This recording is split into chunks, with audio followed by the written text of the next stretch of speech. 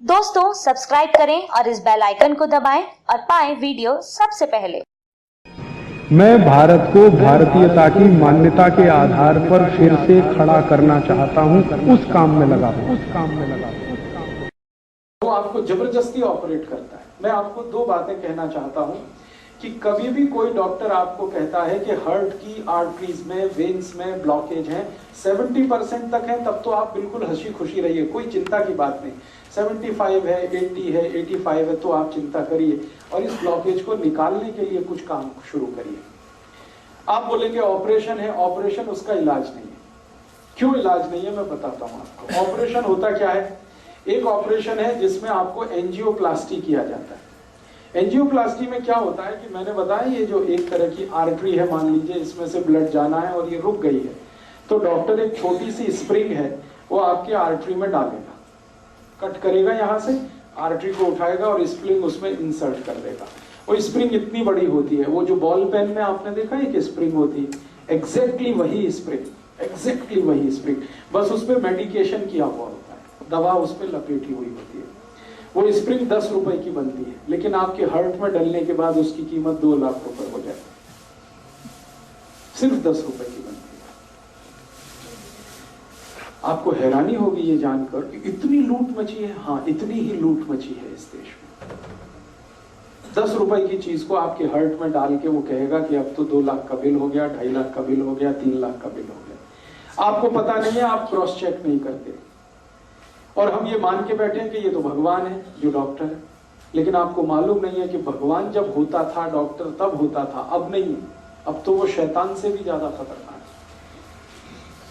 भगवान फिर भी आपकी जान ही लेगा, ये तो इतना शैतान है कि जान भी लेगा, पैसे भी निकाल लेगा आपके घर से। हाँ, ये तो शैतान से भी ज्यादा खतरनाक। इसलिए मैं आपको थोड़ा अवेयर करना चाहता हूं कि हार्ट की प्रॉब्लम लेके कभी भी किसी डॉक्टर के पास आप जाएं और कोई डॉक्टर आपको ये कह दे कि आपका कोलेस्ट्रॉल बढ़ गया, इसके कारण ब्लॉकेज आ गया है, या ट्राइग्लिसराइड बढ़ गया, इसके कारण ब्लॉकेज आ गया है, तो आप बिल्कुल मत घबराइए जब तक आप अपनी रिपोर्ट नहीं देख लेते कि इसमें कितना % है। अगर 70 या 70 से नीचे है तब तो चिंता करने की बात ही नहीं। घर आइए, आराम से सोइए, खाइए पीजिए। 70 प्लस है तो जरूर थोड़ी चिंता की बात है, लेकिन उस चिंता को दूर करने के लिए कुछ उपाय हैं जो मैं आपको बताना चाहता हूं। ऑपरेशन उसका उपाय नहीं है। क्यों? मान लीजिए उसने एक आर्टरी को कट किया और एक स्प्रिंग डाल दिया। स्प्रिंग मैंने कहा इतनी सी है, इतनी सी स्प्रिंग यहां आ गई, ठीक है। अब ये स्प्रिंग डाल दी तो इसमें होगा क्या कि आर्टरी का थोड़ा एक्सपेंशन हो गया, तो खून ज्यादा जाने लगेगा। 1-2 दिन आपको बहुत रिलीफ लगेगा, लेकिन आगे और पीछे जहां स्प्रिंग है ना, उसके आगे और उसके पीछे वहां फिर जमा हो जाएगा क्या? कचरा, कीचड़, कोलेस्ट्रॉल फिर जमा हो गया, तो फिर तकलीफ आएगी आपको। फिर दोबारा आप डॉक्टर के पास जाएंगे, फिर कहेगा आपको एक और एंजियोप्लास्टी कराना पड़ेगा। तो जहां पे उसने स्प्रिंग डाला था उसके आगे पीछे और एक डाल देगा, फिर आपका 2-2.5 लाख का खर्चा। फिर उसमें क्या होगा, जहां स्प्रिंग पड़ गई वहां से तो ब्लड निकल गया, फिर उसके आगे और पीछे फिर वही समस्या। मतलब सीधा सा ये है कि ब्लॉकेज होने की टेंडेंसी जब तक आपके ब्लड में रहेगी तब तक ये होता ही रहेगा, आप चाहे कितनी एंजियोप्लास्टी करा लीजिए। और एक आर्टरी में 2 या 3 से ज्यादा एंजियोप्लास्टी हो नहीं पाती क्योंकि वो बहुत वीक हो जाती है। तब डॉक्टर आखिर में कहता आप बाईपास सर्जरी करा लो। बाईपास सर्जरी में क्या होगा, जो आर्टरी है उसके पैरेलल एक दूसरी आर्टरी लगाएगा और इसको बंद कर देगा। लेकिन अगर ब्लॉकेज की टेंडेंसी उसमें भी बनी हुई है तो थोड़े दिन में उसमें भी ब्लॉकेज आ जाएगा। कीचड़ भरने की अगर नाली में टेंडेंसी है तो नाली कितनी भी नहीं बनाते रहो, कीचड़ भरने ही वाला है। आप कुछ ऐसी व्यवस्था करो कि पानी के साथ नाली में कीचड़ ही ना जाए, ब्लड में कोलेस्ट्रॉल बढ़े ही नहीं, ट्राइग्लिसराइड बढ़े ही नहीं। और कोलेस्ट्रॉल बढ़े तो वो बढ़े जो अच्छा वाला है, जिसको हम HDL कहते हैं। खराब वाला क्यों बढ़े? LDL और VLDL। तो मूल बात जो हमें समझने की है वो ये कि हार्ट की प्रॉब्लम में कभी भी आपको डायग्नोसिस कर दिया किसी डॉक्टर ने कि आपको हार्ट अटैक आने वाला है, हार्ट फेल होने वाला है, कार्डियक अरेस्ट होने वाला है क्योंकि आपकी आर्टरीज में यहां ब्लॉकेज है, यहां ब्लॉकेज है, तो इसमें चिंता नहीं करना है, चिंतन करना है। चिंता करेंगे आप, घबराएंगे, घबराहट में वो सारे पैसे आपके निकाल लेगा, क्योंकि यही आपका वीक पॉइंट है। आप चिंतन ये करिए कि मेरे ब्लड में जो खराब कोलेस्ट्रॉल है वो बढ़ क्यों रहा है, ये कम हो जाना चाहिए। अब ब्लड में खराब कोलेस्ट्रॉल बढ़ने से ही ब्लॉकेज है, तो खराब कोलेस्ट्रॉल बढ़ने के कारण जान लीजिए किन कारणों से खराब कोलेस्ट्रॉल बढ़ता है और किन कारणों से अच्छा कोलेस्ट्रॉल बढ़ता है। जिंदगी में जितने भी लोग डालडा खाते हैं, डालडा आप समझते हैं, वेजिटेबल ऑयल, ये डालडा सबसे खराब वस्तु है जो खराब कोलेस्ट्रॉल को बढ़ाती है। खराब कोलेस्ट्रॉल मैंने फिर बोला एलडीएल और वीएलडीएल। एलडीएल और वीएलडीएल आपके खून में सबसे ज्यादा तब बढ़ता है जब आप डालडा खाते हैं और रिफाइंड ऑयल खाते हैं और डबल रिफाइंड ऑयल खाते हैं, ट्रिपल रिफाइंड ऑयल खाते हैं। तो refined oil, double refined oil, triple refined oil, Dalda, ये 4 नाम हमेशा याद रखिए जो सबसे खतरनाक है आपकी जिंदगी के लिए। इनसे जुड़े हुए अगर प्रोडक्ट आपके घर में हैं, डालडा या डालडा का कोई भी प्रोडक्ट, XYZ ब्रांड नेम से आ सकता है। रिफाइंड ऑयल का कोई भी प्रोडक्ट XYZ नेम से आ सकता है, वो रुचि हो सकता है, वो सोया हो सकता है, वो गगन हो सकता है, वो पता नहीं क्या क्या नाम से हो सकता है। ये सब वो प्रोडक्ट हैं जो आपके शरीर में खराब कोलेस्ट्रॉल का निर्माण करते हैं। खराब माने LDL और VLDL, उसके कारण आपको ब्लॉकेज है। तो क्या करना चाहिए? इमीडिएट आपको फैसला करना चाहिए कि भाई हमारे घर में डालडा नहीं आएगा, हमारे घर में कोलेस्ट्रॉल खराब बढ़ाने वाला कोई भी प्रोडक्ट नहीं आएगा। तो डालडा हटा दीजिए, अपने भोजन से डालडा निकाल दीजिए और रिफाइंड ऑयल भी निकाल दीजिए, डबल रिफाइंड भी ऑयल निकाल दीजिए। तो रिफाइंड और डबल रिफाइंड और डालडा निकालते ही आपका कोलेस्ट्रॉल घटना शुरू हो जाए इमीडिएट। और अगर आप चाहें तो 3 महीने ऐसा खाना खा के देख लीजिए जिसमें डालडा की 1 बूंद भी ना डाली गई हो और रिफाइंड और डबल रिफाइंड ऑयल ना इस्तेमाल किया गया हो। 3 महीने में वो डॉक्टर ही कह देगा अरे आपका तो बहुत कम हो गया LDL और VLDL। तो कारण आपको पता होना चाहिए। कारण सबसे बड़ा जो है बैड कोलेस्ट्रॉल, खराब कोलेस्ट्रॉल जो हार्ट अटैक लाता है, कार्डियक अरेस्ट लाता है, उसको लाने वाला जो प्रोडक्ट है, जो वस्तु है आपके रसोई में, वो डालडा है, रिफाइंड ऑयल है, डबल रिफाइंड ऑयल है। अब आप उल्टा कहेंगे कि डॉक्टर तो सब बोलते हैं रिफाइंड ऑयल खाओ, हार्ट की प्रॉब्लम से बचना है तो डबल रिफाइंड खाओ और अच्छा है। डॉक्टर इसलिए बोलते हैं कि उनका आपस में एक दूसरे के साथ जबरदस्त कनेक्शन है। रिफाइंड और डबल रिफाइंड ऑयल बेचने वाली कंपनियों का डॉक्टरों के साथ कनेक्शन है। डॉक्टर उनका जितना भी प्रिस्क्रिप्शन करेंगे, कंपनियों का धंधा चलेगा, कंपनियों का धंधा चलेगा तो डॉक्टरों का भी धंधा चलेगा। लोग जितना ज्यादा रिफाइंड और डबल रिफाइंड खाएंगे उतना हार्ट अटैक आएगा, उतना हार्ट अटैक आएगा तो डॉक्टरों की भी चांदी है, कंपनियों की भी चांदी है। इसलिए आप विज्ञापन देखकर टेलीविजन पर कभी भी जिंदगी के बारे में फैसला मत करिए। टीवी पर ऐसे ऐसे विज्ञापन आते हैं, कोई पत्नी अपने पति के बारे में बात करती हुई कहती है कि इनको तो ये तकलीफ है तो मैं उसी दिन से सोया वनस्पति ऑयल ले आई, तो ये ऑयल ले आई, तो वो ऑयल ले आई। बस यही खतरनाक, क्योंकि एक भी विज्ञापन सच नहीं होता और सच विज्ञापन करने की उनकी कोई जवाबदारी नहीं है, क्योंकि सरकार ने उनको झूठ बोलने का लाइसेंस दिया। एक भी विज्ञापन सच नहीं होता और सच बात विज्ञापन में बताई नहीं जाती। तो आप टीवी विज्ञापन देखकर कभी भी ये डिसाइड मत करिए कि हमारे घर में क्या लाना है क्या नहीं लाना है। वो ऑयल के बारे में है तब तो बहुत कॉशियस नहीं। तो आप जैसे ही डालडा हटाएंगे, जैसे ही ये रिफाइंड और डबल रिफाइंड ऑयल हटाएंगे, 3 महीने आप देशी घी में खाना बना के खा लीजिए, देशी घी, आप देखेंगे आपका कोलेस्ट्रॉल कम होना शुरू हो जाएगा, ट्राइग्लिसराइड कम होना शुरू हो जाएगा। अब ये महत्व की बात है जो आपने कहा वो भी नकली है, तो असली बना लीजिए घर में। दूध आपके पास आता है, दही बना लीजिए, उसमें से मक्खन निकाल लीजिए, मक्खन को गर्म करके घी बना लीजिए, वो आपके घर में ही है।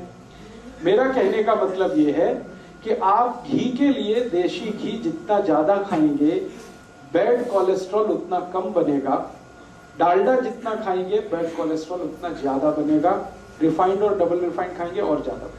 तो पहली बात अपने जीवन में याद रखिए कि हार्ट से जुड़ी हुई किसी भी प्रॉब्लम में तेल तुरंत बदल दीजिए। फिर आप बोलेंगे अच्छा डालडा छोड़ दिया, तो डालडा छोड़ के घी पे आ जाइए। और घी में मैं आपसे कह चुका हूं कि गाय का हो तो बहुत अच्छा है।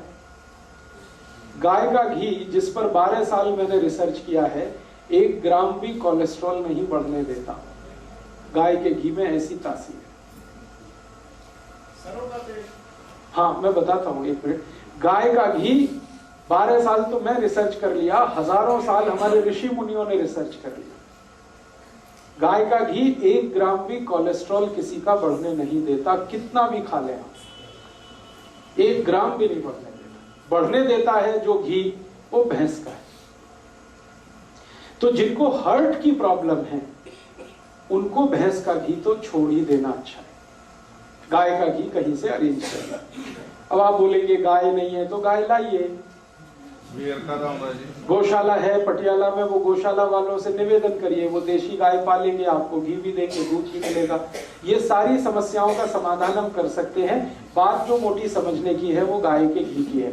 दूसरी जानकारी कि आपके घर में तेल एकदम शुद्ध लाइए। ये जो रिफाइंड तेल है ना, ये छोड़ दीजिए, शुद्ध तेल लाइए। शुद्ध तेल कैसा? सरसों आपके बाजार में मिलती है, सरसों लेके जाइए, तेल निकालने वाली मशीन को दीजिए कि भाई मेरा तेल निकाल के दो। तो जिस कंडीशन में वो तेल निकाल के देता वही शुद्ध है। ज्यादा से ज्यादा उसको फिल्टर करा लीजिए। एक फिल्टर्ड ऑयल आता है और एक रिफाइंड ऑयल आता है। रिफाइंड ऑयल गलती से भी मत लाइए, फिल्टर्ड लाइए। फिल्टर माने छान के, बस इतना ही है, उसमें कुछ केमिकल मिक्सिंग नहीं है। तो आप फिल्टर ऑयल लाएंगे, सरसों का लाएं तो, नारियल का लाएं तो, मूंगफली का लाएं तो, तिल का लाएं तो, जो तेल आप खाते हैं। वैसे आपके लिए सबसे अच्छा तेल सरसों का ही है, क्योंकि हम नॉर्थ बेल्ट में जितने भी लोग रहते हैं सबके लिए सरसों बहुत अच्छी है।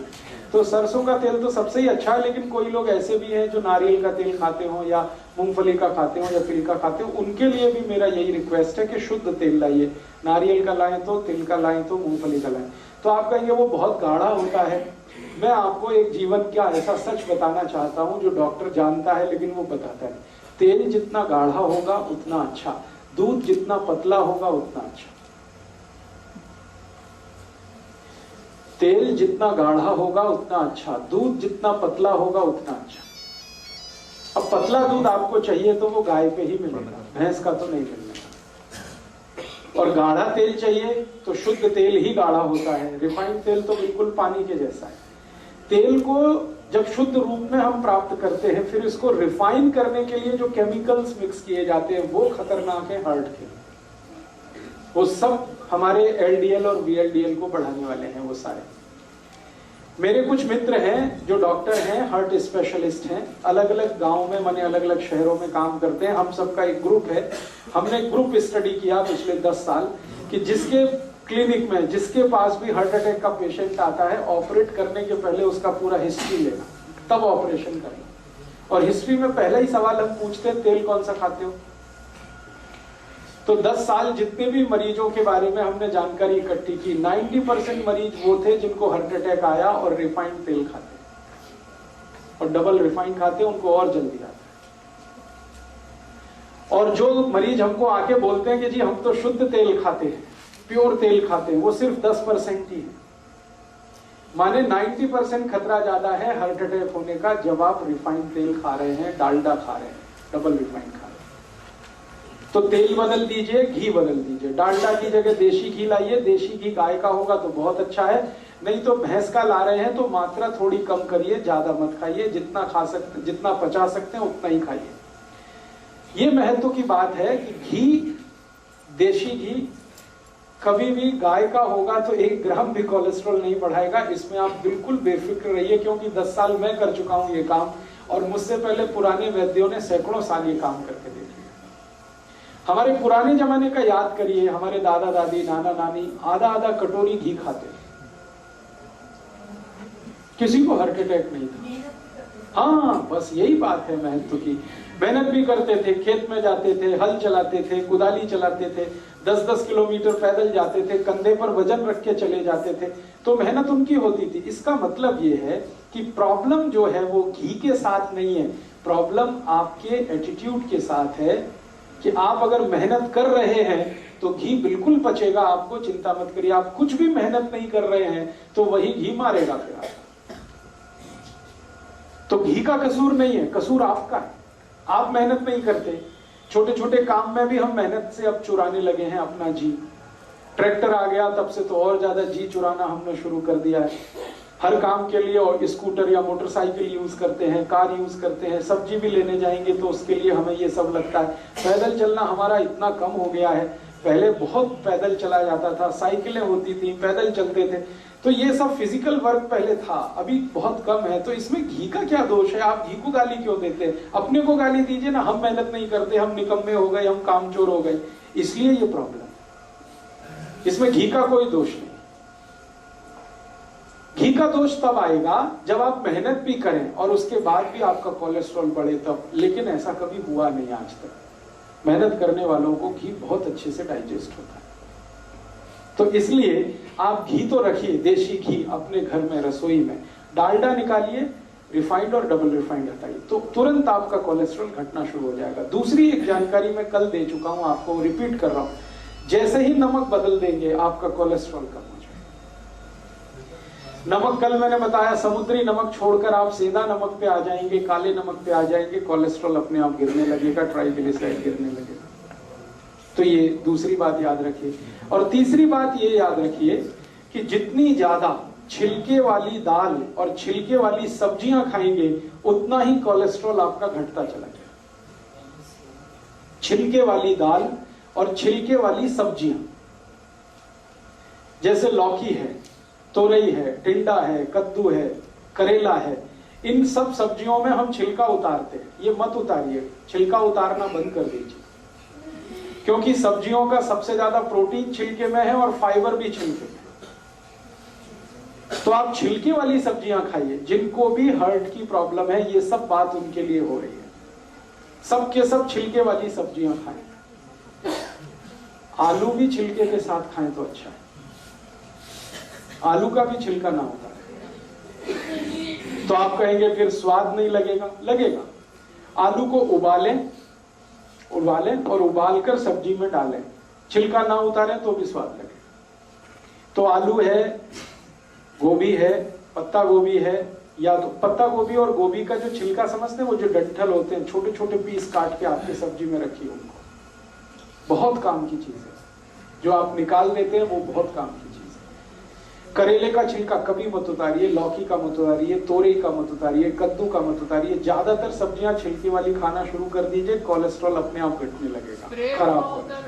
हाँ, मैं आपको वो भी बता दूंगा, आप उसकी चिंता मत करिए। छिलके वाली सब्जियां भरपूर खानी है, छिलके वाली दालें खानी है।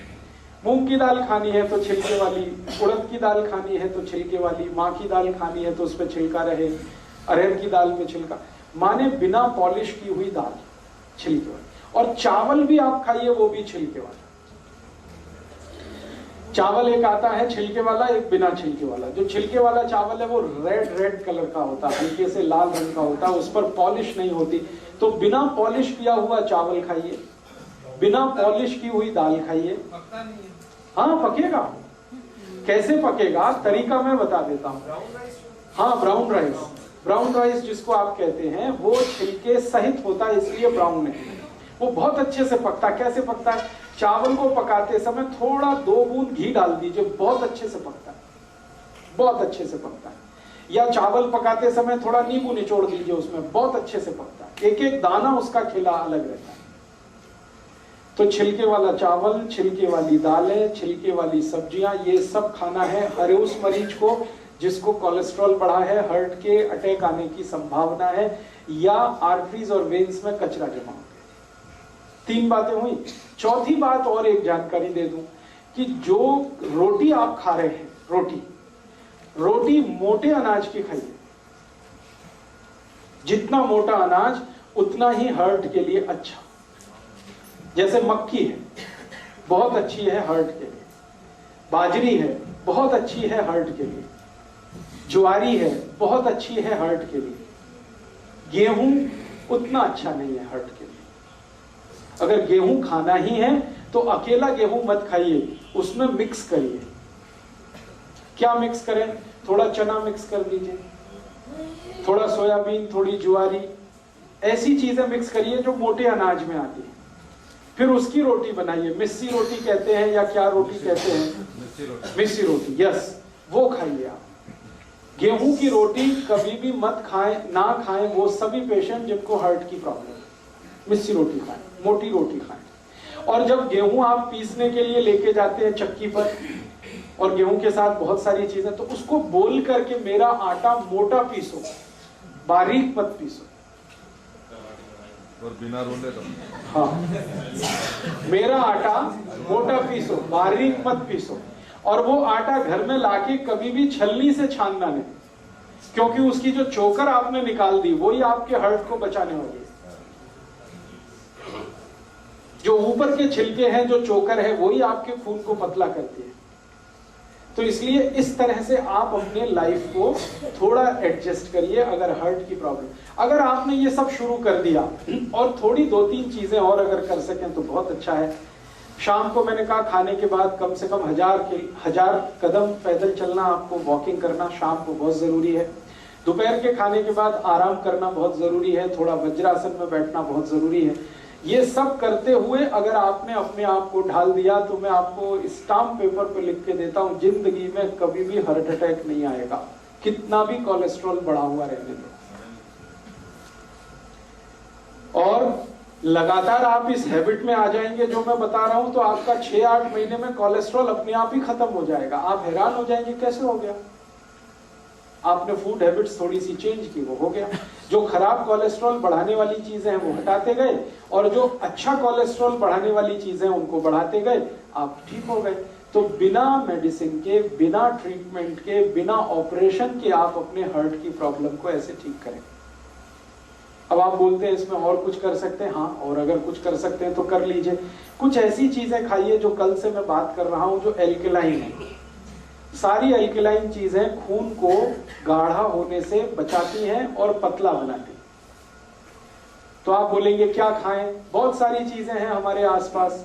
सबसे एल्कलाइन चीज है हमारे भोजन में या आसपास की रसोई में और पड़ोस में, आंवला। भरपूर आंवला खाइए। अब भरपूर आंवला खाने से मतलब नियमित रूप से आंवला खाइए, ये नहीं कि 1-2 किलो एक बार में खा जाए। भरपूर खाने का माने नियमित खाइए, 6 महीने, 8 महीने, साल भर 2 आंवले रोज खा लीजिए। जिनको भी हार्ट की प्रॉब्लम है, ड्राई खा लें, चटनी बना के खा लें, मुरब्बा बना के खा लें। फिर कोई बोलेगा मुझे डायबिटीज भी है और हार्ट की भी प्रॉब्लम है, तो जो डायबिटिक है वो मुरब्बे वाले आंवले को पानी में धो के उसे खा लें। आंवले की कैंडी आती है उसे खा लें। आंवला किसी भी रूप में खाना, बहुत खून को व्यवस्थित करता है आंवला, एक चीज। दूसरी और चीज क्या खा सकते हैं, अगर आपकी थोड़ी भी कैपेसिटी है खर्चा करने की, तो आप ये एलोवेरा जूस पी लें। बहुत एल्कलाइन है और खून को एकदम व्यवस्थित कर देता है। एलोवेरा जूस आसानी से उपलब्ध है, पटियाला में मिलता है। गुरप्रीत भाई से आप संपर्क कर लें, उनके पास व्यवस्था है। और भी कहीं मिलता हो, स्वामी रामदेव जी के यहाँ मिलता है, वहां से भी आप ले सकते हैं। एलोवेरा फ्रेश कितना खाया जा सकता है? हाँ, एलोवेरा फ्रेश अगर खाना चाहते हैं तो बहुत ही बढ़िया होगा, जूस से भी अच्छा होगा। एलोवेरा फ्रेश खाने का तरीका बता देता हूँ। उसका जो पत्ता आता है ना, वो काट के ऊपर वाला छील देना, उसको छिलका उतारना। हाँ, उतारना खाने के लिए। फिर अंदर का जो गूदा है, फल, वो चबा के खा लीजिए। एक दिन में 10 से 15 ग्राम से ज्यादा मत खाइए। बहुत कड़वा है, बहुत तीखा है। उसको ग्राइंड करके पानी में, हाँ, ले सकते हैं, ग्राइंड करके पानी में ले सकते हैं। उसकी चटनी ले सकते हैं, चबा के खा सकते हैं, कैसे भी खा सकते हैं। अचार आता है तो अचार खा लीजिए। एक सर, उसका जो छिलका है, दूसरी चीजों का तो छिलका खाना है। हाँ, एलोवेरा का छिलका ही एक है जिसको आप डाइजेस्ट नहीं कर सकते। वो डाइजेस्ट आप कर नहीं पाएंगे, इसलिए मैंने उतरवा दिया। बाकी सभी छिलके आप डाइजेस्ट कर पाते हैं। तो एलोवेरा का गूदा ले लीजिए। ऐसे ही हमारे पास बहुत एल्कलाइन चीज है, गाजर। अभी 4 महीने गाजर का सीजन आ गया, खूब गाजर खा लीजिए। माने नियमित रूप से, खूब जहां भी मैं शब्द इस्तेमाल करूंगा, नियमित रूप से 3-4 महीने खा लीजिए। 2 गाजर रोज, 3 गाजर रोज चबा के खा लीजिए। बहुत एल्कलाइन है गाजर। मूली है जी, डायबिटीज वाले जरूर खा लें। भगवान का बनाया हुआ कोई भी मीठा पदार्थ डायबिटीज वाले खूब खाएं। आदमी का बनाया हुआ कुछ ना खाएं। ये सारी खतरनाक बीमारी आदमी के बनाए हुए मीठे पदार्थ में, जिसमें वो चीनी डाल दे। गाजर भगवान की बनाई है, आप खूब खाएं जी। जूस के लिए उसके प्रिस्क्राइब है बॉटल के ऊपर 30 ml टू 50 ml आप लें। 30 ml की तो जरूरत नहीं है, वो उन्होंने प्रेस्क्रिप्शन दिया है, शायद वो बहुत हाई डिग्री किसी पेशेंट को ध्यान में रख के। मैं आपको कह रहा हूं कि 10 से 15 ml ही पर्याप्त है। 30 ml बहुत ज्यादा है, नॉर्मल आदमी के लिए ठीक नहीं। वो बोतल पे इसलिए भी लिखा गया है कि बिके, सब जगह बेचने का प्रॉब्लम आ गया ना। तो आपको तो मैं बता रहा हूं उस हिसाब से कि न्यूनतम दवा लेके या बिना किसी दवा के आप अपनी जिंदगी को कैसे मैनेज कर सकते। तो एल्कलाइन चीजें हैं, गाजर है, आंवला है, टमाटर है, पत्ता गोभी है, फिर बंद गोभी है, फिर ये आपके पास मूली है, फिर चौलाई है, फिर सरसों है जो आजकल साग के रूप में, ये सब एल्कलाइन है, सब हार्ट के लिए टॉनिक है ये सब। तो इन चीजों का इस्तेमाल करते हुए भोजन में देशी घी या तो शुद्ध तेल का इस्तेमाल करते हुए, नमक बदलते हुए आप चल पड़िए जिंदगी के रास्ते पर। एक बार अगर अटैक आ चुका है पुराने किसी समय में, दोबारा कभी नहीं आएगा। और जो भी ब्लॉकेज है वो बिना किसी दवा के अपने आप ही निकल जाएगा, क्योंकि बॉडी में ब्लॉकेज बनाने की टेंडेंसी है तो निकालने की भी टेंडेंसी है। दवा खाने की इसके लिए जरूरत नहीं है, मेडिसिन की इसके लिए बिल्कुल जरूरत नहीं है। अब एक आखिरी बात बता देता हूं, इमरजेंसी आ जाए, मान लो इमरजेंसी। इमरजेंसी क्या होती है, आपने जैसा मैंने कहा वैसे सब मैनेज किया आपने, ठीक है, और शायद कोलेस्ट्रॉल आपका इतना बढ़ा हुआ हो कि ब्लॉकेज 99% पहुंच गया हो। उस कंडीशन में उसको रिड्यूस होने में 6-8 महीने लगते हैं। इस बीच में कभी इमरजेंसी आ गई तो, इमरजेंसी माने अटैक ही आ गया मान लो, तो भी घबराइए मत। मैं आपको एक जानकारी देना चाहता हूं कि 99% पेशेंट में ऑटोमेटिक बाईपास होता है। भगवान ने ऐसी व्यवस्था बनाई है शरीर में, ऑटोमेटिक बाईपास होता है, डॉक्टर नहीं करता, खुद ही होता है। कैसे होता है, मान लो मैं थोड़ी देर फिर पुरानी बात पे आता हूं, ये एक आर्टरी है, ये पूरी तरह से बंद हो गई, अब इसमें से ब्लड सप्लाई नहीं हो रहा है, तो ये जो बंद हो गई ना, इसके पैरेलल एक खुली हुई आर्टरी रहती है हमेशा।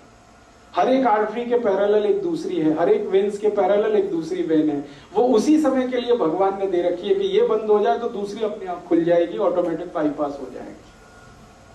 इसलिए घबराइए मत, डरिए, भगवान ने बहुत सुरक्षा बनाई है आपके लिए। अब जान के रखिए इस बात को कि हो सकता है ऑटोमेटिक बाईपास हो जाए और आप डॉक्टर के यहाँ एडमिट हो, डॉक्टर को भी मालूम है कि इनका बाईपास हो चुका है, फिर भी वो कहेगा कि आपको तो बाईपास करना है, तो वो यहाँ से काट के फिर सिल देगा और कहेगा मैंने बाईपास कर दिया, मुझे पैसे दे दो। और हो सकता है उसने कुछ नहीं किया हो, क्योंकि बाईपास तो ऑटोमेटिक हो चुका है। ये सभी के शरीर में होता है, हर एक व्यक्ति के शरीर में होता है।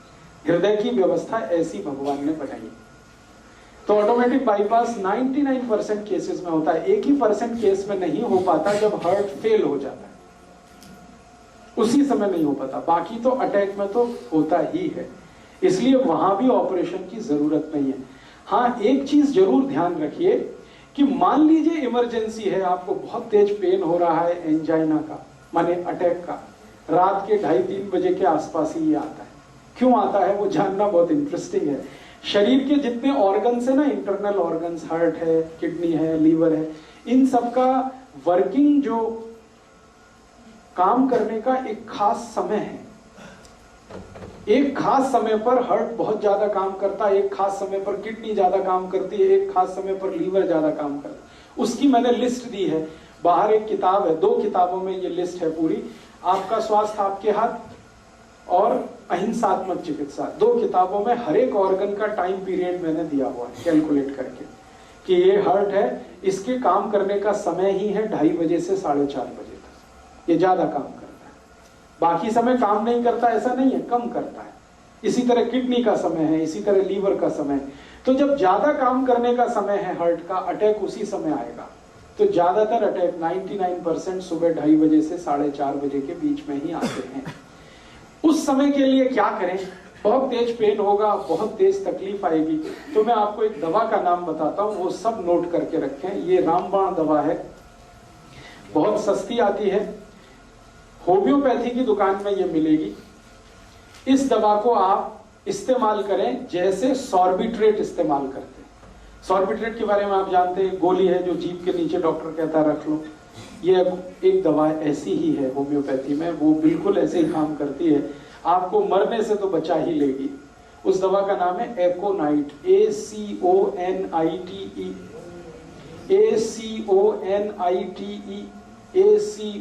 ACONITE, एकोनाइट। इसके आगे एक नंबर लिखना पड़ेगा, नंबर नहीं मिलेगी, 200 लिख दीजिए। एकोनाइट 200, ये लिक्विड फॉर्म में 5 मिलीलीटर की शीशी खरीद के रखिए, 10 रुपए की आती है, और उतनी शीशी से 100 लोगों की जिंदगी आप बचा सकते हैं। क्या करना है इसको, जब बहुत तेज एंजाइना का पेन है, हार्ट एरिया में, हार्ट रीजन में बहुत तेज पेन हो रहा है, इस दवा की एक बूंद जीभ पे डाल दीजिए पेशेंट पे, एक ही बूंद। 5-7 मिनट में ही वो कहेगा हाँ बहुत रिलीफ हो गया, ठीक है।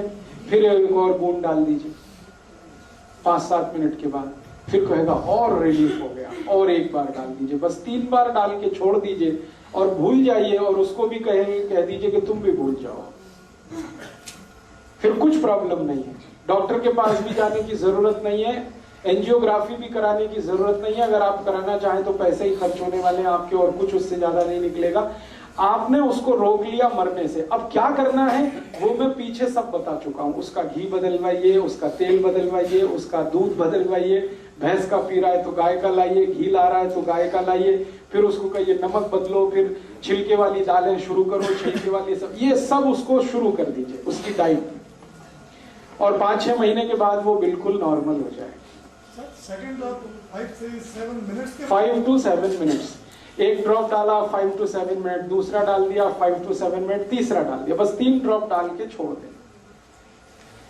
ये एक छोटी सी जानकारी मैंने आपको हार्ट और हार्ट से होने वाली प्रॉब्लम्स के बारे में दी है। अब एक आखिरी जानकारी और दे देता हूं कि हमारी रसोई घर में एक बहुत अच्छी मेडिसिन है जो इन सब काम को बड़े आसानी से करती है। हार्ट में अगर ब्लॉकेज आ गया तो उसको निकालेगी, कोलेस्ट्रॉल बढ़ गया है तो उसको घटाएगी, कचरा जमा हो गया खून में तो उसको साफ करेगी। उस मेडिसिन का नाम है मेथी दाना। मेथी दाना बारीक, ये जो मेथी दाना है पीला पीला होता है, खाने के बाद देखेंगे तो बहुत कसेला होता है, कड़वा होता है। ये बहुत अच्छा टॉनिक है हार्ट के लिए। मेथी दाना नियमित रूप से हर उस पेशेंट को देना है जिसको अटैक आने की संभावना है या आ चुका है। एकोनाइट तो दे ही दिया, वो तो उस समय के लिए बच गया, भगवान की दुआ हो गई उसके ऊपर, ऐसा समझ। हाँ, जो बारीक होता है वो काम का है, जो बड़ा वाला है वो अचार के काम का है। छोटा मेथी दाना वही काम का है। अब इसको खाना कैसे है, हर उस पेशेंट को ये देना पड़ेगा जिसको ब्लड में कोलेस्ट्रॉल ज्यादा है, ट्राइग्लिसराइड ज्यादा है, कचरा जमा हो गया, कीचड़ भर गया, उसको साफ करने के लिए 1 चम्मच छोटा वाला मेथी दाना 1 गिलास गर्म पानी में रात को रखना, रात भर उस पानी को रखना, सवेरे वो पानी सिप सिप करके पीना, क्योंकि पानी पीने का नियम जो बताया वो ध्यान रखना, और मेथी दाना चबा के खाना, बस इतना सा काम करना। नहीं, बिल्कुल नहीं। रात को गर्म पानी में 1 गिलास, कांच का गिलास रहना चाहिए, उसमें 1 छोटा चम्मच मेथी दाना, छोटा मेथी दाना वो डाल के रख दीजिए, रात भर रखा रहने दीजिए, सवेरे पानी को सिप सिप करके पी लीजिए और उस दाने को चबा के खा लीजिए। हाँ, डालते समय पानी गर्म जरूरी है। दोबारा पीते वक्त पानी गर्म करने की जरूरत नहीं, क्योंकि वो मेथी से ही बहुत गर्म हो चुका है, तासीर बदल जाती है उस पानी की, रंग बदल जाता है, आप देखेंगे पानी पीला हो जाएगा। लगभग 3 से 4 महीने लगातार, 90 से 120 दिन लगातार। फिर क्या करना है, 90% केसेस तो इतने में ही ठीक हो जाते हैं, 90 से 120 दिन में, लेकिन 10% केसेस ज्यादा कॉम्प्लिकेटेड है तो उनको शायद ज्यादा चलाना पड़ेगा। तो मेथी दाने का एक नियम है, वो ये कि 90 से 100 दिन देने के बाद 15-20 दिन के लिए उसको ब्रेक दे दीजिए, 15-20 दिन के लिए, और फिर वापस 90 दिन चला सकते हैं।